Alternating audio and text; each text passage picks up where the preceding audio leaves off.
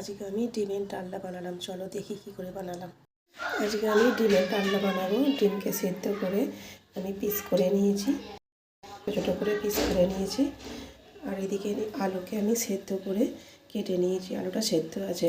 এদিকে টমেটো নিয়েছি, আদা রসুন নিয়েছি, কিছু গরম মশলা নিয়েছি ফোড়নের জন্য, পেঁয়াজ আর লঙ্কা কুচো নিয়ে এবার আমি কড়াতে দিয়ে দেবো ঘি।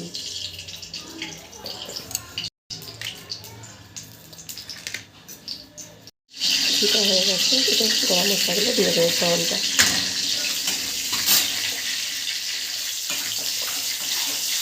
ভেজে নেবো ভালো করে। এবার দেবো লঙ্কা, পেঁয়াজ কুচিগুলো দিয়ে দেবো, দিয়ে আমি হালকা করে ভেজে নেবো। পেঁয়াজগুলো ভাজা হয়ে গেছে, এতে দিয়ে দেবো আলু আর টমেটো কুচোগুলো,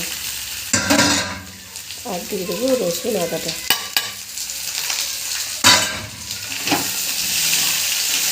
দিয়ে বেশ কিছুক্ষণ আমি নাড়াচাড়া করবো।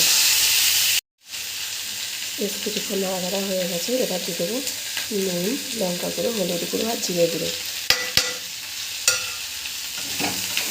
দিয়ে এটাকে দিয়ে আমি বেশ কিছুক্ষণ ধরে ভাজা ভাজা করে নেবো।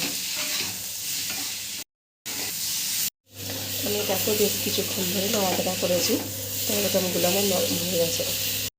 এবারে আমি দিয়ে দেবো ডিমের কুচোগুলো, দিয়ে এইগুলো দিয়ে আমি বেশ কিছুক্ষণ নাড়াচাড়া করে নেব।